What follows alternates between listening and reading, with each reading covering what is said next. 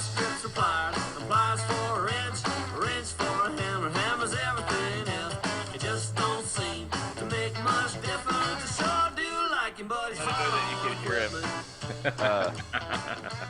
We'll get him. We'll fuck with him for a little bit. That would have been a good bit, though. That would have been very good. Well, yeah, except you killed the video. You turned it off. He's like, y'all gotta leave now. Yeah, let me blur this background. Lloyd, I see you're in your I see you in your downtown loft. Yeah, in the loft. Are you still sick? You sound sick. No, I'm not sick. No. I was sick. You got the swine flu? I did. I definitely. I think I got it from. I wasn't in China, but I blame China. My boy is sick too. I got a 16-year-old who's sick. It went in. It was the weirdest thing. I had I went on this camp out, got back, and just felt like I had just been beaten up with a bat. So I took the day off, just kind of rested. Oh my God! Why are you doing this to me? Exactly. Yeah. So if you wake up and your butt's sore, would you tell anybody? Yeah, that's true. Let's go camping. Want to go camping? Oh, there's Josh. Oh my God, that's the oldest joke in the book. Anyway, go ahead. I'm sorry, I didn't mean to interrupt your No story. worries. Just long sickness, and then I went to the doctor, and the doctor's like, "There's something going around respiratory. It takes like 6 weeks to cure." Prue had the same thing. She was messed up for like weeks. It would never go away. Did chest X-rays and everything. It just wouldn't go away. So that's part of the delay. So. Yeah, you got to be careful with chest stuff. When I was working for Schlumberger TerraTech, I was in Salt Lake, but I went down to Houston to do scratch work out of their the Weatherford lab, out of their parking lot or whatever. And I got pneumonia because of all the dust. Oh, but I had like a chest cold. I went to the doctor, nothing wrong. Chest cold, nothing. And then I go home for Thanksgiving, and I wake up Thanksgiving, and I couldn't get out of bed. Like my wife was so pissed at me. I couldn't speak in sentence form. Like I didn't eat Thanksgiving. I went to the doctor, X-rayed my chest, and it was like both lungs were fucked. But yeah, watch that, man. It could kill you. Yeah, no shit. I just took it easy. I just kind of tried to stay home as much as I could, but man, it's tough stuff. There's a lot of stuff going around. So, Frye. Josh was trying to get on. Looks like. Where are you at? Are you over at Premiere right now? Oh no, you're not at Premiere. I'm not working there, bro. I forgot you're done officially. Congrats. We talked about that. I'm up in Hockley at my warehouse at Furion HQ. Nice. Yeah, we're gonna go get Chinese food Friday night. You want to join us? Yeah, and Josh is in China. Are you? Well, yeah, that's why you can't connect, because the internet sucks in China. It's terrible. No, I would join you on Friday, except I gotta go to the BP Christmas party in Richmond. So that's look very at exciting, you. very exciting. Jesus, fancy. We'll see how it goes. It's supposed to be pretty nice though. Oh, I'd join you guys, but I got a really schwick fucking BP party to get to. Is it British? Do they do British stuff? Like, do they have like tea and crumpets and shit? Not that I'm aware of. Although they might when they do it in London. When we were in we were in Aberdeen on business a couple years back, and the Aberdeen office was having their party, and that got pretty wild. That was like we were staying in the same hotel where BP was having the party. We didn't actually go to their party because we weren't invited. We were just there on business, and so. But it doesn't get overly British, I don't think. We'll see. How'd you get invited to the BP party? Is that where Prue works as BP? Yeah, she works at BP, yeah. So I don't know why I was thinking it was like Conoco or something. No, she's got a good friend that used to be Chevron, then went to Hess, and now it looks like she'll be back at Chevron again. So according to Prue's friend or Prue? Prue's friend, yeah. So she's BP, okay. Yeah, so she's BP working Gulf of Mexico. We were just talking, she might have to frack a well on New Year's Eve, which is so typical oil field. At least it's not Christmas though. I don't think when I was working in the field, the only holiday I ever made it home for was Christmas, because I quit 2 jobs. Well, for sure one job. I quit one job because they tried to make me work on my daughter's birthday, which happens to be the same week as Christmas. What day? 21st. She'll be 13. My older boy is the 26th, and my youngest is the 31st. Nice. So we're a little busy. Very cool. I guess Josh is fucked. Yeah, Josh, he's not gonna be able to get through. I could see you here, but I can't hear. He says he can hear us, but after 60 seconds or so, it boots him off. Yeah, I can see he's got his mute button selected. Zoom doesn't really work in have China. I was gonna say, does China have that? Like, I remember when I was in I think it was Dubai, and I've tried to pull up something, and it was just like, this is banned by the rule of the, like, I was trying to pull up, like, I think it was like Google Hangouts or something, and Yeah, yeah, you can't use Google in China at all. So Really? well, if you want to use Google in China, you have to you have to have like an international SIM card. really, But if you're using if you're using the local Wi-Fi and stuff, there's no that you don't get Google. so Google has not penetrated China. Yeah, they have not penetrated at all. They keep getting rejected. They don't have Twitter, they don't have Google, they don't have Facebook, Dang. but they have WeChat. Yeah, WeChat. I talked Yeah, about WeChat. that one. And they Hey, have Josh, what's the Chinese TikTok, Douyin? Douyin. Yeah. So what you guys don't know is Lloyd's kind of a Douyin superstar. Yeah, I was starred in a Douyin video that's been seen by, like, I don't know, 500 million people, which is just like a tenth of the population or something. what'd That you many, do? if it's been seen that many times, are you getting kickbacks? And have you hit that threshold where they're starting to send you residuals? I don't have a Chinese bank account. Ah. No, Douyin, it's their TikTok. There's a guy named Mr. Jiang. He works at Yantai Mountain in Yantai, and he makes little beadwork gifts that people buy, and he just, he's a craftsman. But his real gig is that anytime a foreigner comes by, he gets them to star in a TikTok video with him, or I'm sorry, Douyin, a Douyin video with him, and so he had me approach him, because he speaks really good English. He talks like a game show host. And so I'm walking through Yantai Mountain, and this guy says, "Excuse me, sir, would you like to join me?" And I'm like, "Fuck." And so, Like, you just got signed up for Squid Game. so I walk over, and the guy he's like, "Oh, I'll make you a gift with your name and beads or whatever." And so he makes me this little trinket, and I was like, "Oh yeah, that's cool." So I bought it. He's like, "So do you have a moment, sir?" And I was like, "Oh fuck," because he had this big giraffe thing sitting there that he probably wanted, like, $50 for, and I thought he was gonna try to sell me the giraffe, and I was like, "Man, I don't need the giraffe." And he's like, "No, no, no, no," and he tells me that he does these Douyin videos, and he's like a famous, Douyin guy. So we came up with this little skit, and so he had a cameraman there and everything. Like, there was like a whole professional production, and so I walked up and asked him if he could help me find a Chinese wife, and he told me I was too fat. Oh, But he's also fat, and so then I said, "That explains why you're single," and walked away. What's the old joke they taught? He learned how to eat with a fork instead of chopsticks. That's my Chinese friends always tell me that. They're like, "Oh, you use a fork. That's why you're so fat." Fair enough. Fair enough. Well, yeah, I can like I a can fork. use It's easy. both though. I do like to use both. I enjoy using both. I'm pretty good with the chopsticks, man. Like, not at I the was same time, but like individually, I can do it. you may not know this about me, but I was there for 18 days, and I'm not going to starve, so I can work a chopstick. Sorry, you Shoot. can't join us, Josh. We're assuming that you're telling us really good stories. Yep.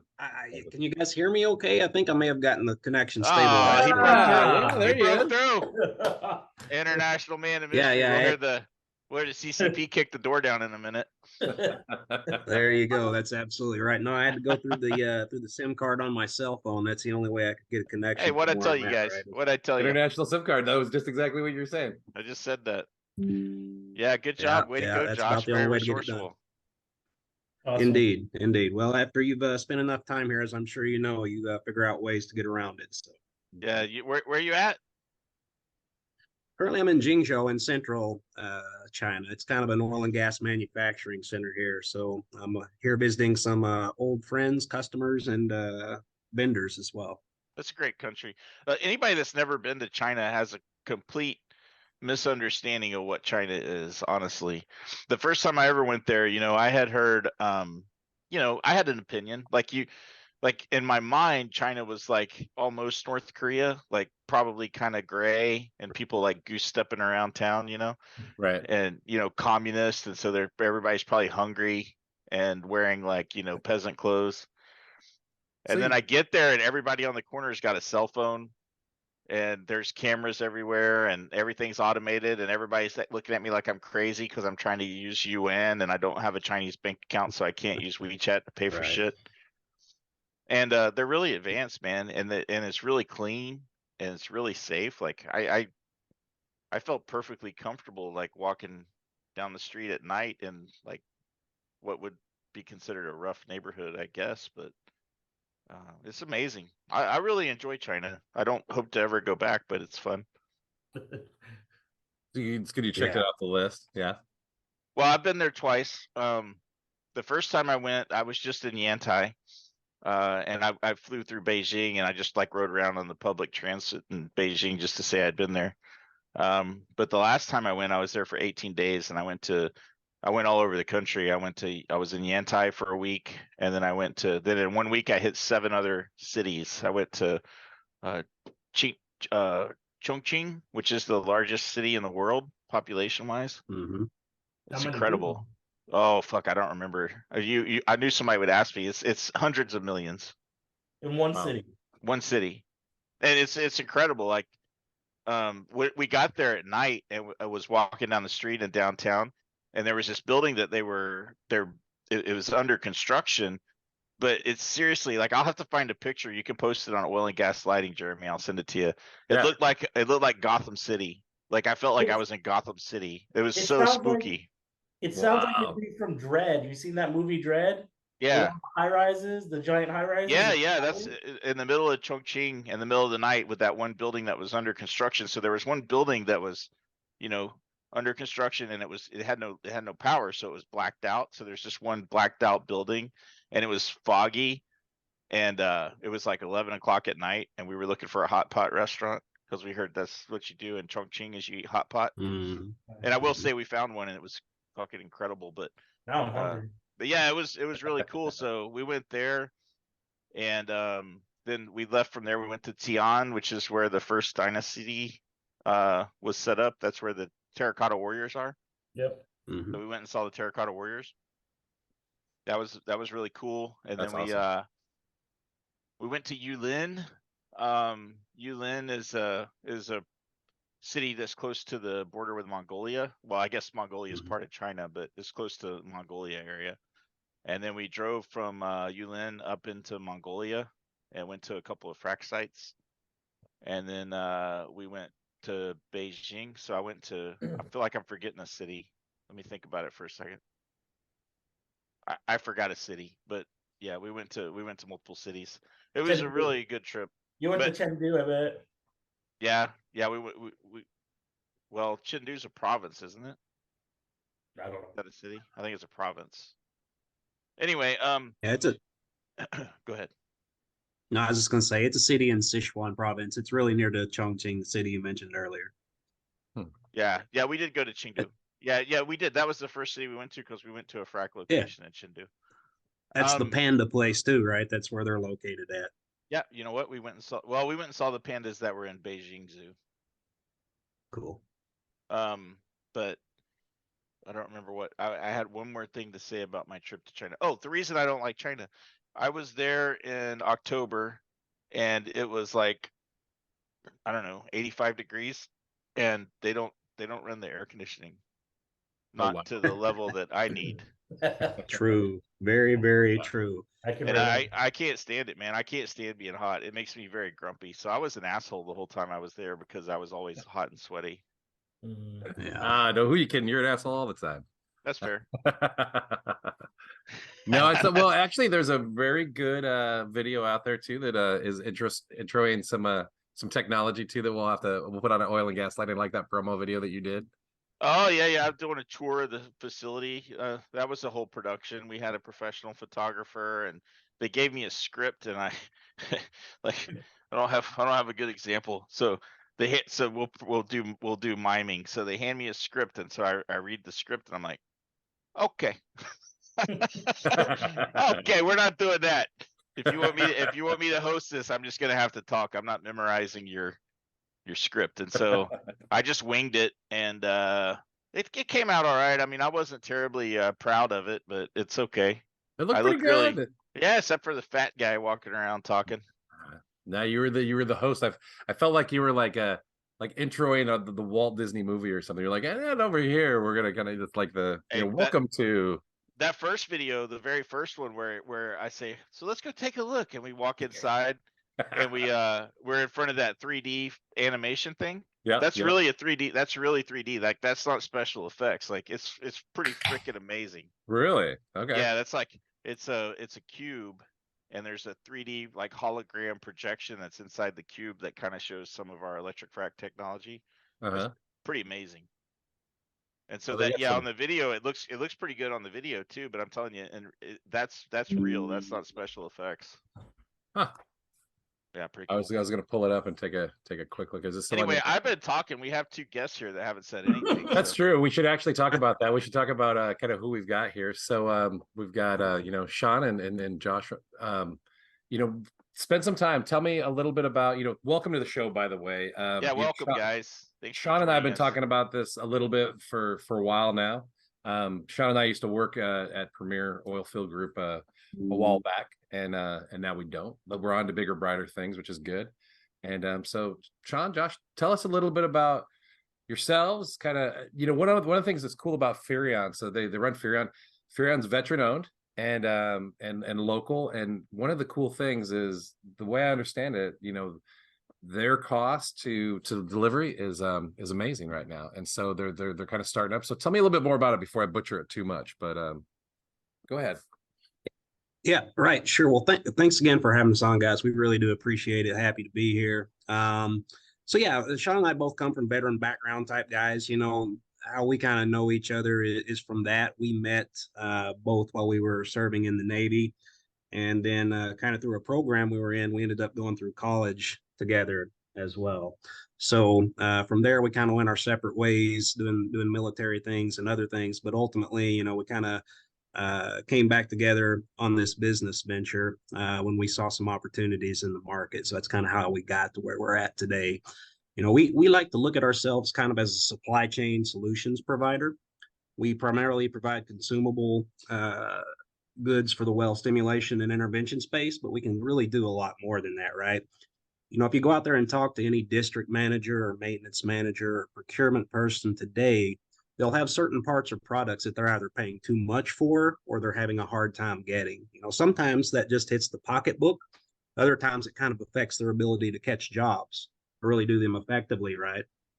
The larger suppliers may not do a good job of solving those type of issues for customers simply because of their inherent inflexibility with their sales channels, right? Their bureaucracy and all that. So Sean and I saw a gap there that we could fill through our background. We've kind of developed a unique mix of engineering, material, and manufacturing resources that allow us to be problem solvers for customers with high cost or availability type problems for products, right?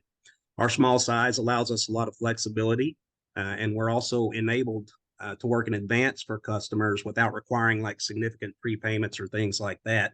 And we can carry stock on specialized items when it's needed. So that's kind of what Furion's all about. We want to be your first call whenever you have a unique supply need and continue to support you as long as you have that need. One of the products, for example, that we work on a lot right now is fluid ends for the frac space. When we got started back in 2022, those were kind of challenged from both a cost and availability standpoint. The availability side is eased up somewhat due to the market, but the cost for new units of good quality is still way up there. And they're kind of tough to afford or buy up front, especially for smaller outfits that might be on kind of a job-to-job basis, right? So what we were able to do is go out and source a very large lot of premium material and get it at a very good price. We applied a well-engineered design to that material, and then we have them machined efficiently at our API Q1 facility. So now what we're able to do is offer premium fluid end assemblies to our customers at a price that is significantly below market and with a good performance guarantee. And by the way, we're keeping them in stock. So customers can get them when they need them and they're at a great price, right? So we're taking some risk ahead of time and keeping the inventory moving, but we'll be sure to have stuff there when the folks need them. And we're taking that same type of approach and using our resources and applying it to other needs in the industry, such as high pressure hoses, pump consumables and parts, and then wireline and coiled tubing accessories as well. Nice. Awesome. That was a mouthful, Josh. That was good. No, that was real good. That's a now. How much space do you guys have up at the warehouse? I mean, it sounds like a pretty. I've seen pictures online. It's a pretty big spot, right? Almost 10,000 square feet. Okay. And we're thinking about expanding as well as needed, right? We're going to be flexible in that regard as well. So Cool. Very cool. yeah, so that's part of our thing is we're trying to be fit for purpose, right? We don't want to get too big too fast, have so much inventory Right. that we can't do anything because we're bogged down with trying to manage inventory. So that's part of it as well. How is that consumables market right now? Is it still like? Is it still like? Is it up and down, or is it like? I mean, I remember a while back it was like nobody could get anything made of any kind of steel for a while, and then now it sounds like it's back. Or Well, it depends what kind of steel you want too, is True. right. Like Yeah. Chinese steel is making a pretty big emergence. You can still get European or American steel, but the lead times are 9 months, right? Yeah. So we're helping alleviate that as well. And Josh could probably elaborate as there as well. Very cool. Yeah, for sure. Yeah. So, I mean, we are seeing lead times come down for the raw material, or have seen lead times come down, but there is still some there. And as Sean mentioned, we're seeing what you mentioned earlier when the market was really challenged before. A lot of people jumped on that, and we started seeing a lot of import stuff coming from overseas, right? Right.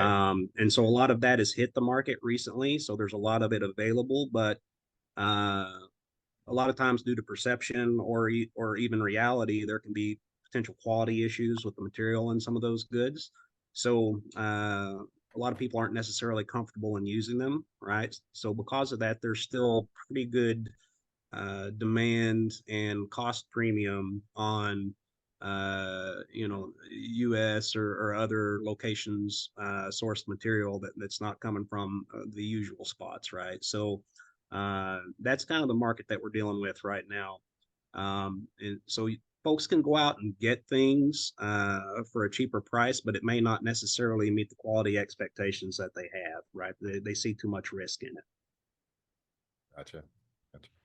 And some of the challenges we have, Jeremy, as you know, is we're pretty new, right? Yeah. Every time I talk to somebody, they're like, "Who are you guys?" But then we talk and they love it, right? So, but that's okay. So part of our thing is just getting our name out there, getting reputation, getting relationships built, so stuff. Well, like that. we've got dozens of listeners that. Well, no, I'm joking. We got a little more than a dozen. Right now we got 4. Right. Yeah. Online we got 4. I didn't exactly promote the online version, mostly for editing purposes. For a while when we first started, we would do it online live, and it was really fun, but it's with Lloyd and I's schedules, it's easier to just dial in, and then we do things like this, right? We've got China, we've got Houston, we've got Lloyd. Are you in Tulsa? Or are you in Houston now? Right now, at the moment. I'm in Houston currently. All right. You can't tell from my sweet apartment background. I can. It looks awesome. I accidentally turned the filter off earlier, so Sean knows what's really going on back there. It's scary. It's not pleasant. Not pleasant. Little terrifying. Who is that person tied up back there? Oh, don't worry about that. We'll talk Yeah, about that later. Don't worry about that. He's fine. It's fine. It's a roommate. It's a roommate. Yeah, it's a customer. Well, that's good. So, well, we talked a little bit about the format of the show. It's pretty casual. We typically, Lloyd has been encouraging us to be a little bit more content oriented. So this is really good stuff, right? And so, but we'll just we'll go through it and just kind of let the conversation go. Like I said, I do a lot of back end editing, so that anything that you don't like, just ping me and be like, I don't like that. Scratch it, and then we'll chop it. Yeah, I got something to show you guys. Hold on. Look at that. Can you see it? Oh yeah. That's the picture I was telling you about. Whoa, that's cool. I didn't know buildings could be brooding. Yeah, isn't that crazy? It looks like Gotham City, man. Yeah, it does. It was It's like incredible. a mix of Gotham City and like a Blade Runner. Very cool. Yeah. Oh, that's not. There we go. I like your transitions. That's awesome. Yeah. Yeah, I have.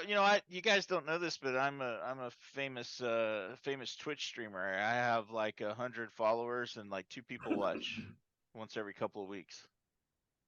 You still coding Grand Theft Auto? Of course, buddy. Of course. Yeah. No.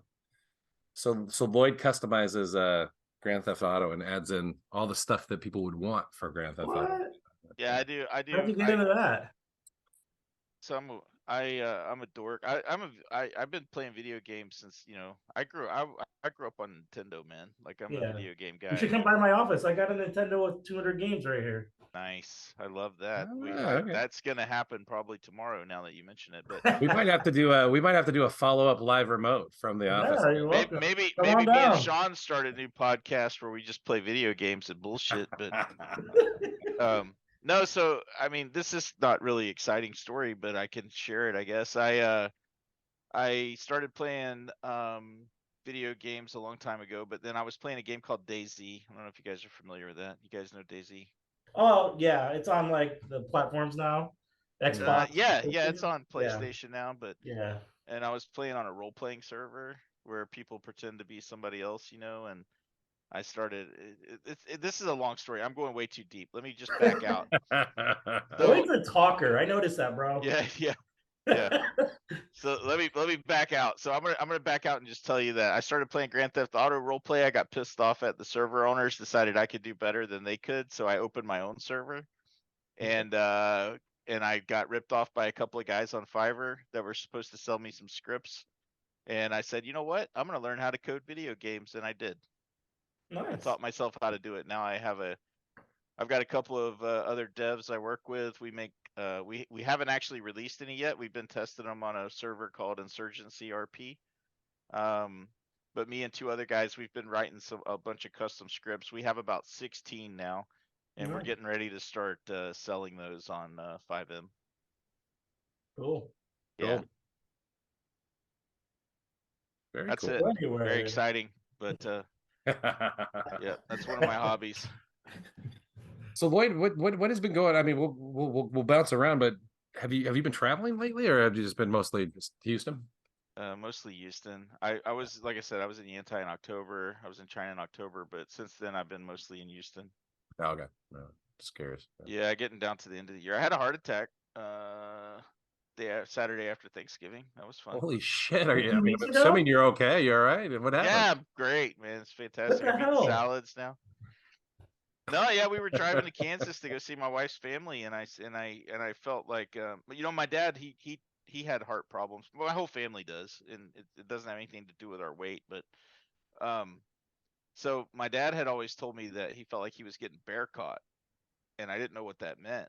I had no idea what he was talking about. So we're driving to Kansas, and I wasn't upset about going or anything. We were having a nice, a little drive, and all of a sudden I got like scared, like I felt like I needed to get out of the car and run, like something was chasing me. And I Mhm. realized that's what my dad was talking about with bear caught. And so then I felt like I had really bad indigestion, and then my left side of my throat started to hurt. I got a toothache, and then my left side of my head started hurting. Holy And shit, bro. I stopped and got some Tums because I thought I had like really, really bad indigestion. Yeah. But while my wife was in the Dollar General getting me some Tums, I was walking around outside the car, and I had like hiccups and stuff, and I was like, this isn't cool. Like I don't think this is good. And so she came out and she asked me if I needed to go to the urgent care, and I said, yeah, I think I do. And so she was a little scared at that point because I usually am just like, nah. I can only imagine. So we went to urgent care, and then they sent me to the hospital, and they decided that I had a minor heart attack. I didn't have any permanent damage or anything, but Oh man. they told me to start eating salads. So I'm on a diet. Just salads. Yeah. Wow, dude. Maybe I'm we glad shouldn't you're do with us. I'm Chinese glad food. you made it. Yeah, I pulled through. I'm gonna be okay. I've been eating lots of salads, Man. so I've been depressed a little bit. Those sausage rolls. Well, shit. That's a fun story. Yeah. Hey, all right. Heart attack. Now I'm Who's with me? depressed. that's our teaser. You're okay. On the next episode on a very special episode of Oil and Gaslighting. Yeah, right. The heart attack recuperation. But no, it was scary. It was pretty terrifying, and I felt bad because I my father had died from the same kind of situation, and I remembered what it was like to be at the hospital with him. And so I'm sitting there looking at my daughter at the hospital with me, and she's only 12, and I'm like, you got to get your shit together, man. there's no reason to be a fucking fat slob. So Mhm. here we are.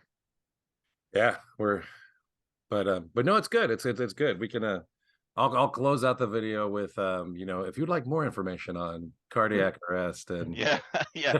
Hey, aspirin, dude. Like, so the urgent care, they gave me aspirin to chew on. So I was feeling rough. I wasn't feeling so hot at the urgent care, and they gave me 3 aspirin to chew on, and they told me to go to the emergency room. And I ate those 3 aspirin, and by the time we got to the emergency room, I felt like there was nothing wrong with me, and I was like, "This is so fucking. I can't believe that I'm wasting our day away with this bullshit. There's nothing wrong with me. I'm just like a weirdo." But no, they told me that the aspirin basically stopped it. wow. Yeah. So anyway, yeah, keep some aspirin on hand if you're fat and have high cholesterol. That's well, no, that's interesting. I just got the same.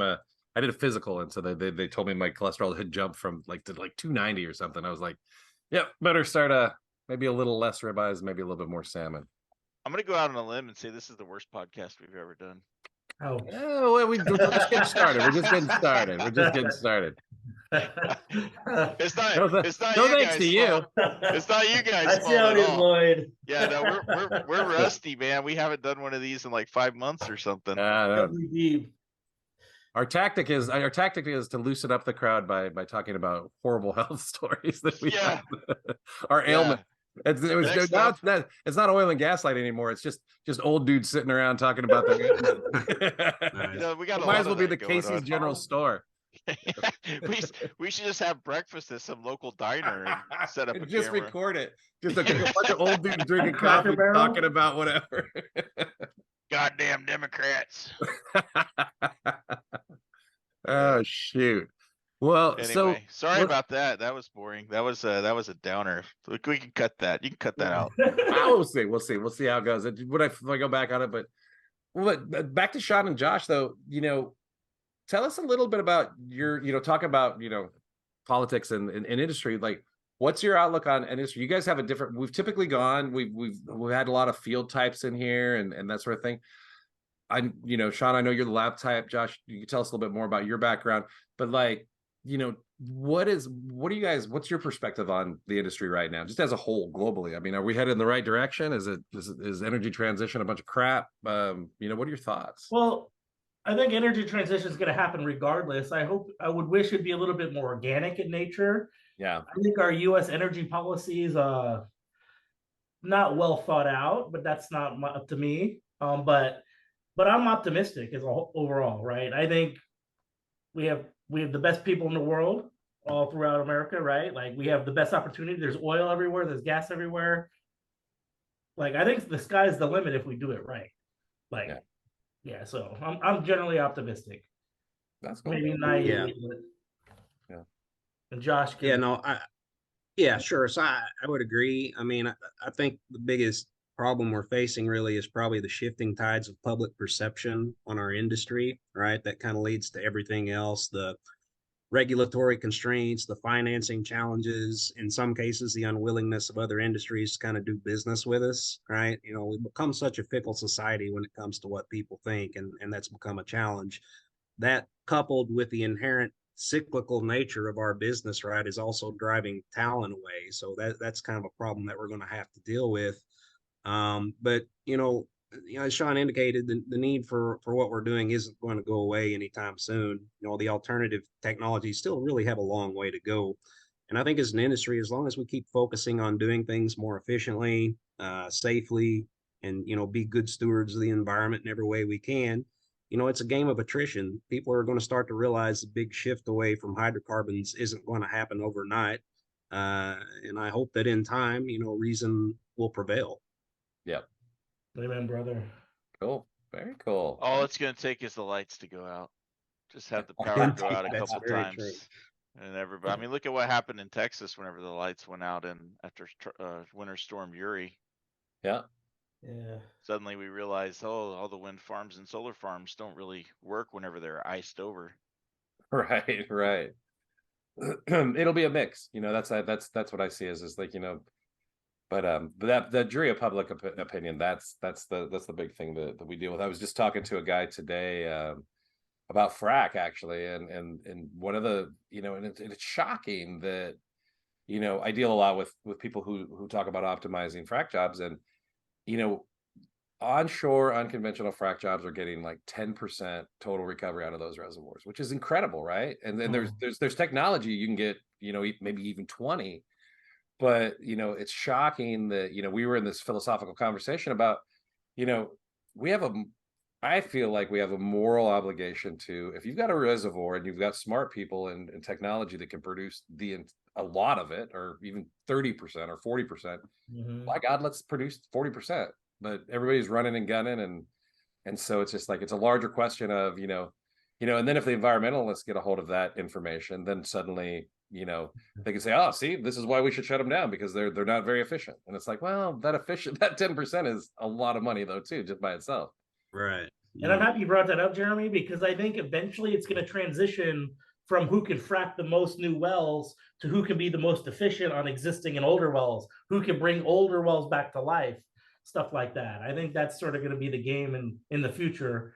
I don't know if it is right now, but because there's a lot of opportunity we're leaving behind, right? Oh my God. And it's just, you could set up a well to produce for forever, or you can, stay the course, get your big IP and, and then let it kick off and slowly dwindle down. But yeah, I think that's something as we move forward, it's, I think the investment community is going to start demanding. It's just like, we can make twice as much money, so I'll get off my soapbox. I tend to get off my soapbox. So what do you guys think is, innovation wise, like, what do you think is the most, it could be last 100 years. We'll typically ask is, what's the biggest thing you all have seen in your careers that has impacted the oil industry, right? So it's kind of, we had one guy, there's an old episode with Bart French, and God, Bart must be 70, and he's like the cell phone. And they went a whole conversation about, but for Bart, the cell phone was significant for his, for being a sales guy. What about you? What about y'all? What's your perspective on, what's a game changer, or what has been a game changer, even if it's 100 years old? Yeah. So got you guys? Yeah, we're here. We see you here, Josh. Okay, sorry. Yeah, for me, I mean, it kind of old news, right? But just the development of unconventional resources. I mean, we've been doing it in the U.S. for a while now, kind of take it for granted, I guess. But it's more in its infancy in other places like the Middle East, China, and then you guys can see obviously what's happening in Australia right now as well. It's exciting how that's helping some societies gain more energy independence for themselves, right? It's enabling that. And it's kind of helping our long-term energy security across the globe as well. So I think that's going to continue as we, find more resources across the globe, and going to be something that's going to drive other kinds of innovation as well, as we try to make that process more efficient, or find better ways or to do things. That's going to keep driving more innovation. I think that's probably the biggest space where we're seeing development right now, right? Mm-hmm. Yeah, I definitely agree. I remember hearing it was years ago, like maybe 2008 or something, and there was some article that was like this one-page article that was talking about, it was just kind of as unconventional, what we would know now is kind of typical unconventionals was kind of really getting into full swing, right? And then it talked about they were running estimates of just like, oh, if we could figure out this out, there's so many years worth of hydrocarbon, and here we are, 10 years, 15 years later, and yeah, it's robust, specifically with the unconventionals, it's interesting, as much as that business is supporting so much, there's so much that we could do, there's so much that we could improve on, and I think quality components like what y'all are offering, as well as good technology. I'm just a big believer in technology. I think the industry is known for technology, and so I'm always curious about what people think. I agree with the unconventional resources. I was lucky enough to enter the oil field whenever that was first taken off. I worked my first jobs with Halliburton. I was working in the Barnett Shale. Timing is everything too. That's where it all got started, was in the Barnett Shale.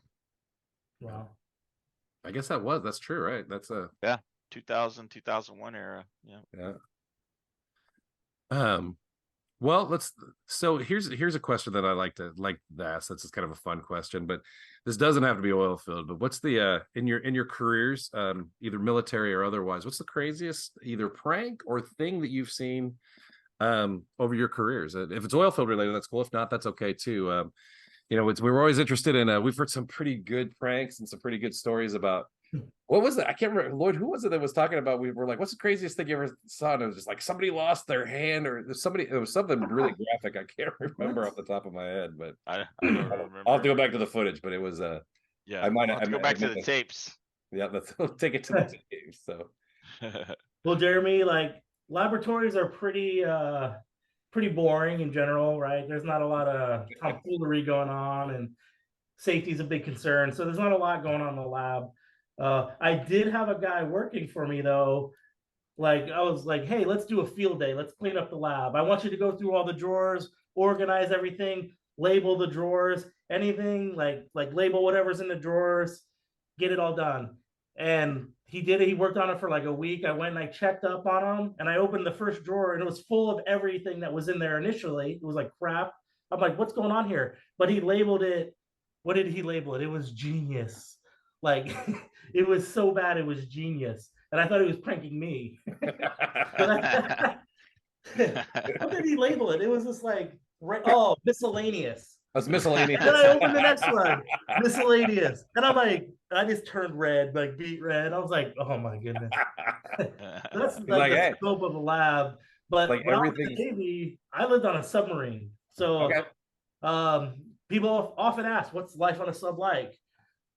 It's hard to quantify that, but like if you take the movie Down Periscope and Hunt for Red October and you sort of mash them together, it's a combination of those two movies, right? But when you first get to a boat, you're called a nub, or a new underway buddy, NUB, or non-useful body. I guess it depends who's saying it.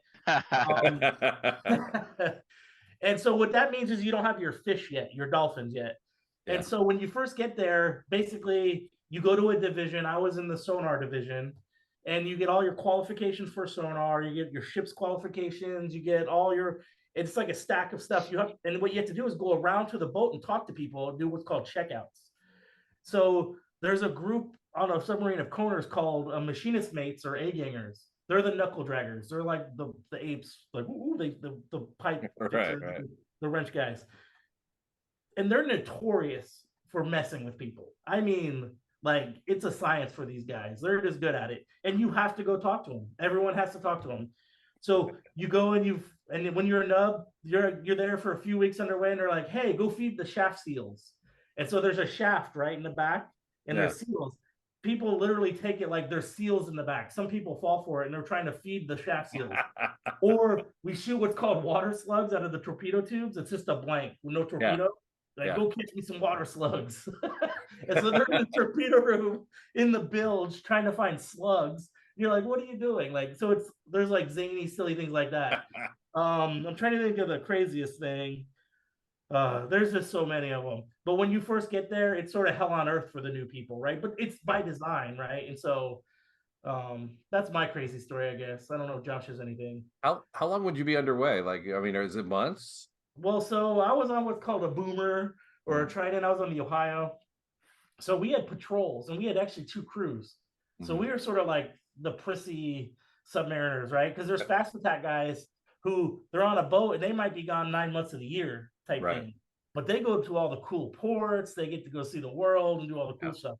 Our job was to go and hide, right? We were just hiding in the ocean. No, we didn't go to any cool ports. We went to Hawaii sometimes, but we couldn't go to any foreign ports.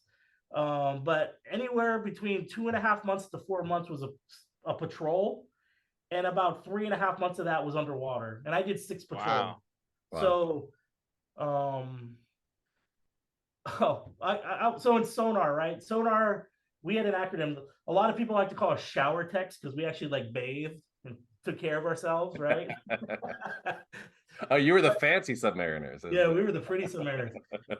But I call sonar techs, the acronym is sound navigation and ranging, but it's really support other non-able rates, because there was like 19 of us, right? We were the biggest division on the boat. So anytime the radio man needed help, or the torpedo man needed help, or the nukes needed help, who did it? It was all the sonar techs, right? Because there's so many of us.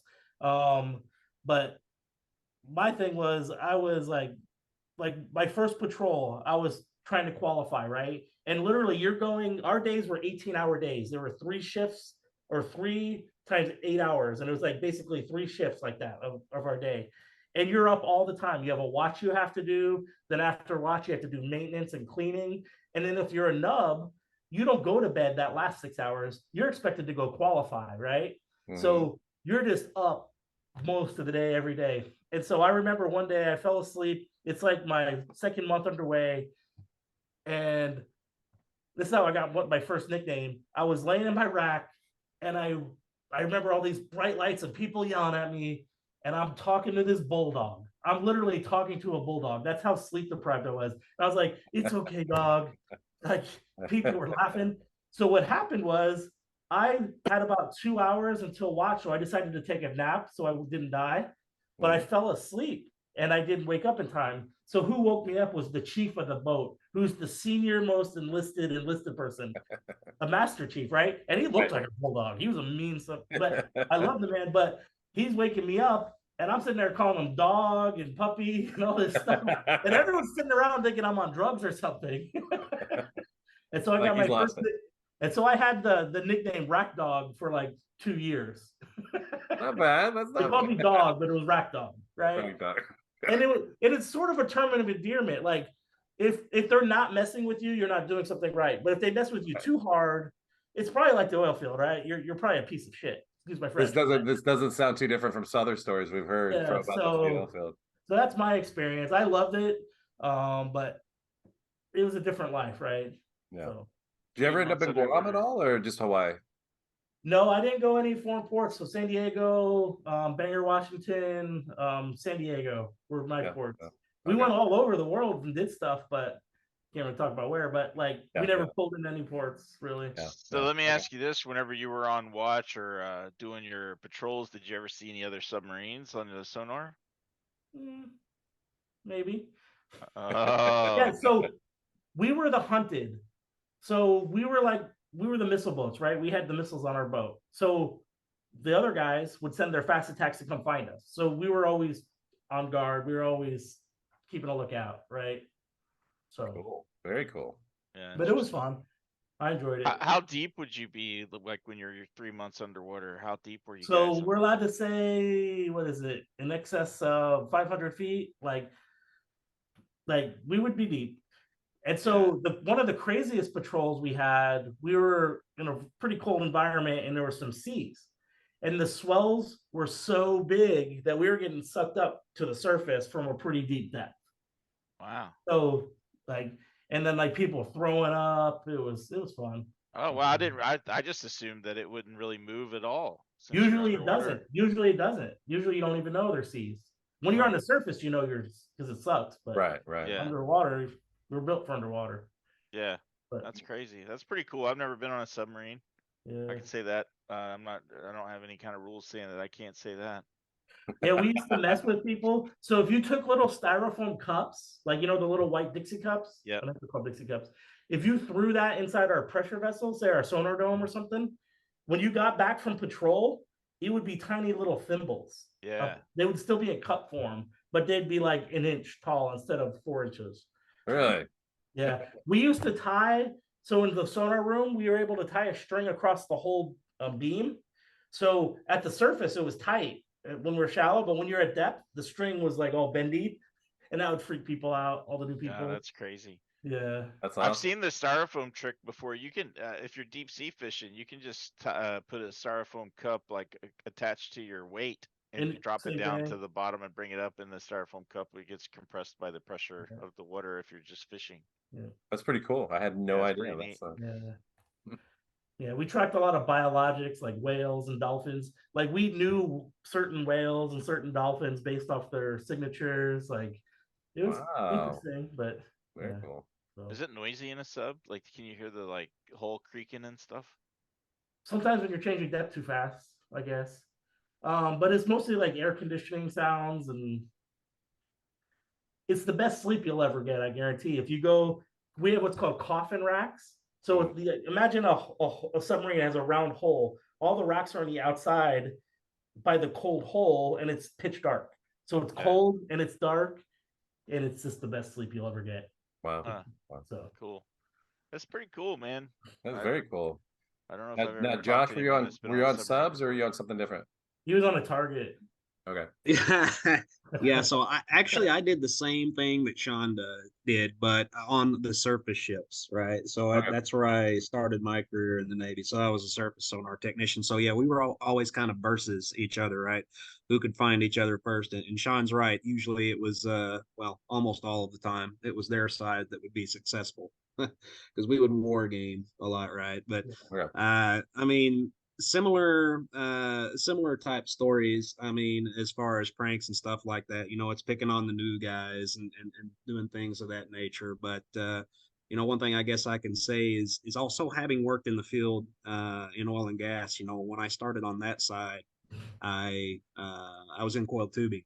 So I did coiled tubing field service. I worked for Superior for a while back when I was doing that, and kind of got to experience every level of kind of the field side of things from the hand, slinging pails of FR and things like that, all the way up to kind of doing management at the district office and things like that. So very similar.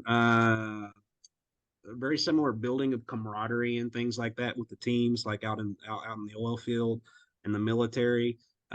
You see a lot of the same type of things going on amongst the personnel and relationship building. And, I think because of that reason, guys that come out of the military are a good fit for the oil and gas industry. And that's something that we've seen over and over again in the past. So it's, we encourage or have encouraged in the past a lot of folks on the HR side of the house to really take a good hard look at military guys because they typically have the right mindset to be successful in the oil and gas industry.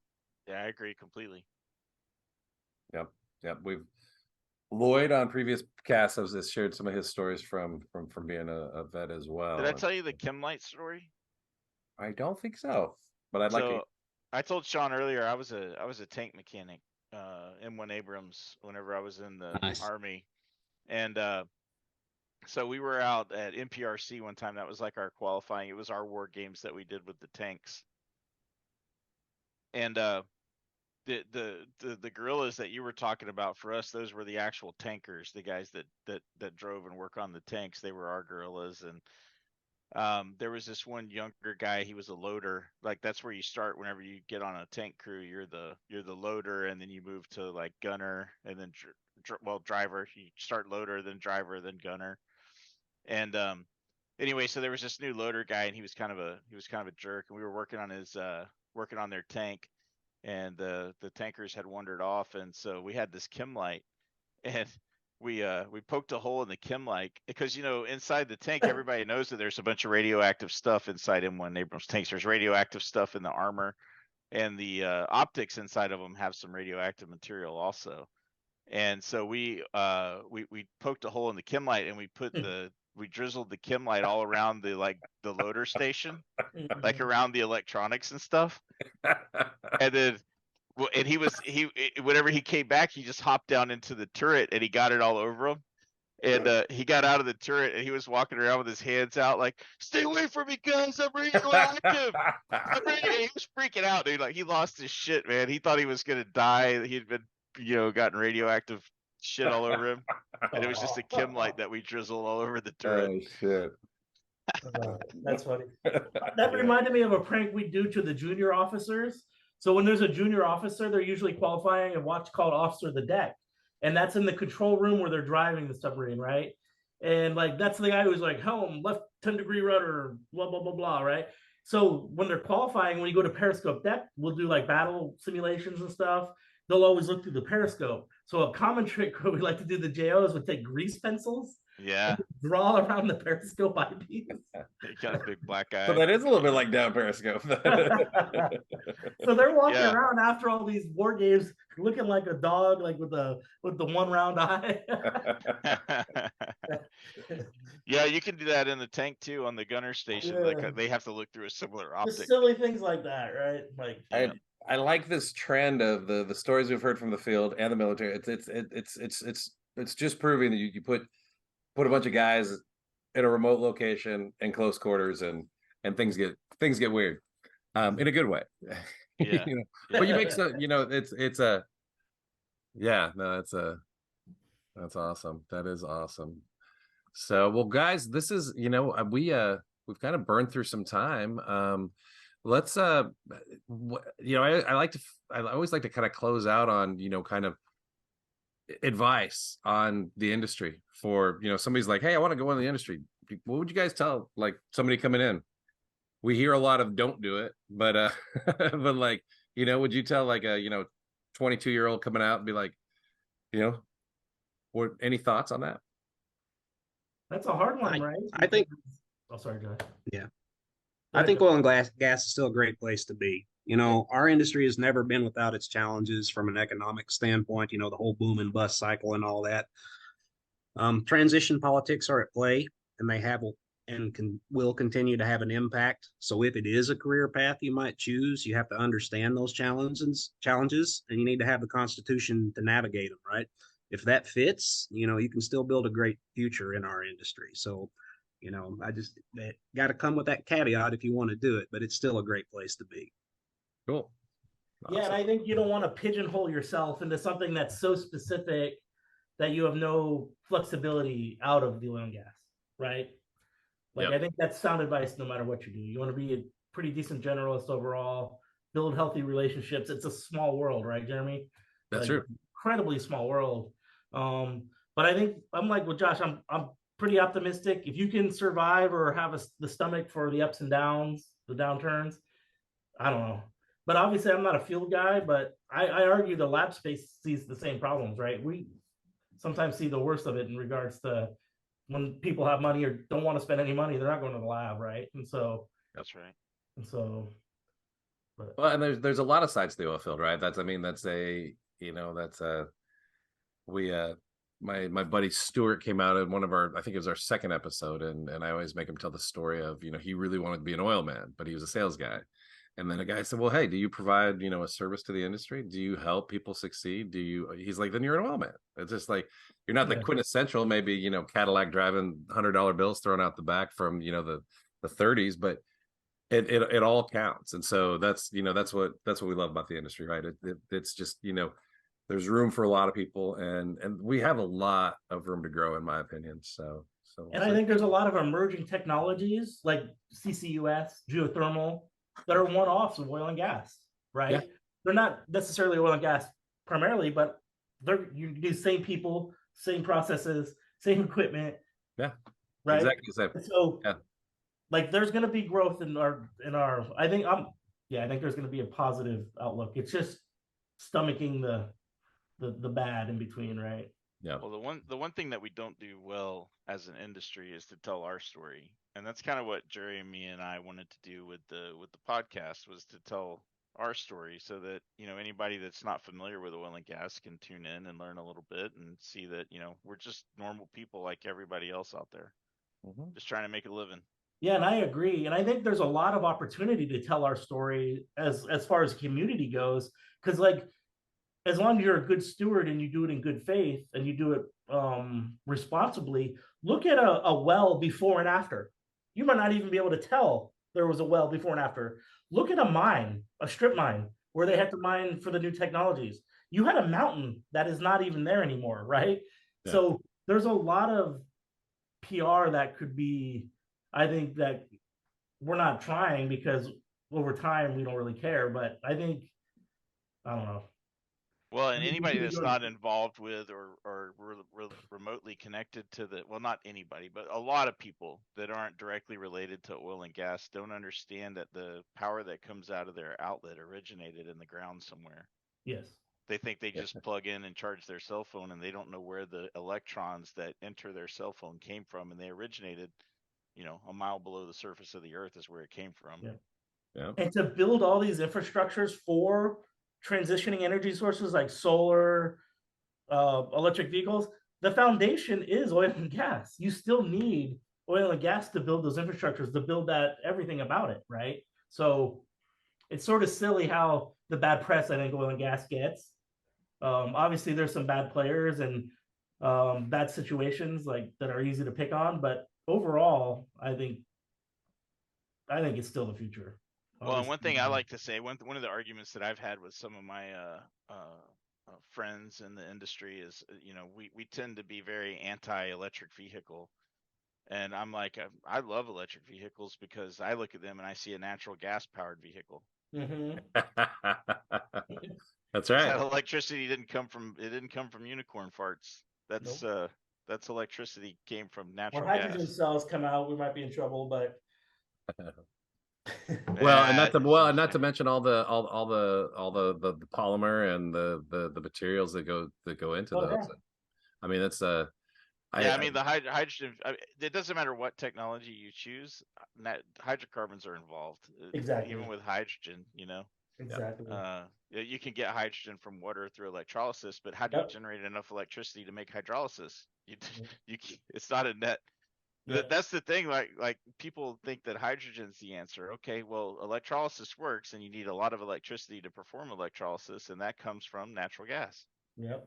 You can't produce enough hydrogen to run your electrolysis machine, so it's a net loss. But there's a new technology out there that I'm really fond of, e-methanol. You guys familiar with e-methanol? I've not heard about this yet. So e-methanol, they basically take wasted electricity that's not being consumed, and they power an electrolysis machine, and they use CO2 and water, and they create synthetic methanol. Wow. From CO2 and water. And so it makes a lot of sense because it's a net negative. So you won't gain energy by doing it. But with electricity, if it's not being consumed, like if during peak demands, we consume all the electricity, but when you don't have peak demand, the electricity just dissipates as heat because there's no way to store it, right? Yep. So if you think about that and you say, okay, well, we have to have enough load to support us whenever we're at our peak demand. What do we do with that electricity when we're not at peak demand? Well, people say batteries. Well, it takes a really big battery to store enough power to be of any value. Yep. But if you take that electricity and convert it into methanol, then your methanol can be a fuel source whenever you need to have a larger draw. And you can store it, you can transfer it, you can. Yeah, e-methanol is a realistic, sustainable battery. And I'm an e-methanologist or e-methanangelist. E-methanangelist. I can't say that word. I can't say it. Say that 3 times fast. Yeah, I love e-methanol. I think it's great. Interesting. And that's an alternative fuel. But yeah, you have to think creatively about how can we store this energy. And I think there's better ways to do it than batteries, which require rare earth metals. Mm-hmm. And you can also, everybody knows that 0.04% of the atmosphere is not causing global warming. Well, not everybody knows that, but anybody with common sense does.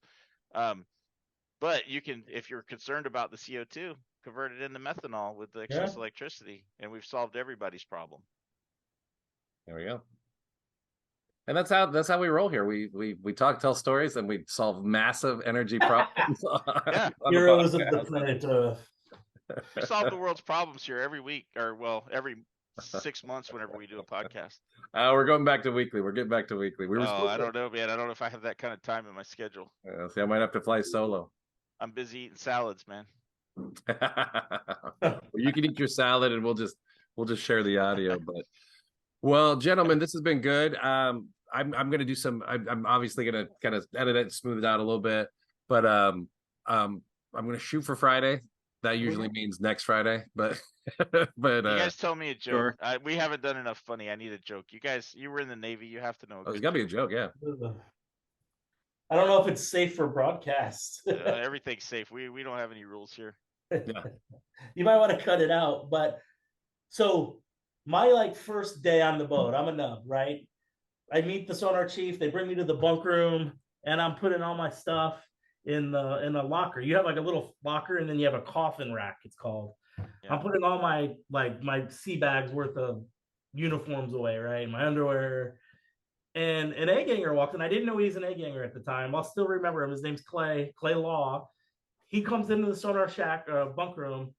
He's like, "Hey, what's up, man? How you doing?" I'm like, "I'm good, I guess." And he's trying to small chat me. This may be inappropriate, so you might have to lock it out or cut it out. But he's like, "Hey, man, you gay?"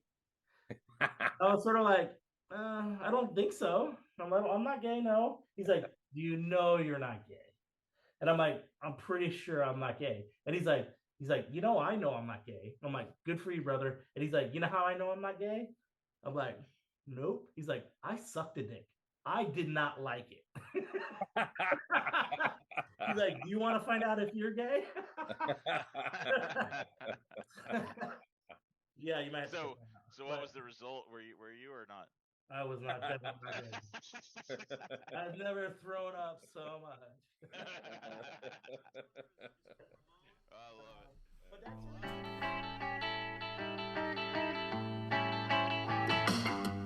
Hey!